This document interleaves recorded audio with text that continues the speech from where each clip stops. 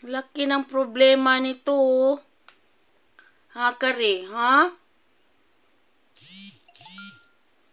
Anong problema mo?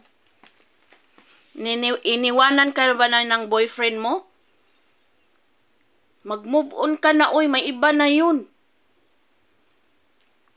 Ha? Huwag ka nang umasa. Marami mga lalaking manluloko ngayon. Ano ka na? Move on ka na. Wala kang mapapala dun. Ha? Diba? Mag-relax ka na lang.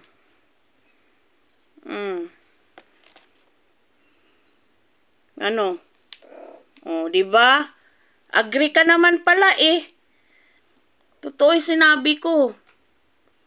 Kamasa doon. Mga lalaki manluloko. Galing yan sila mambola. Lulukuhin ka lang. Diba? Huwag ka nang masa. Kahit buntis ka. Kahit buntis ka, may tatanggap pa rin sa'yo. May tatanggap pa rin sa'yo dyan. May hitsura ka, maganda ka. May tatanggap sa anak mo.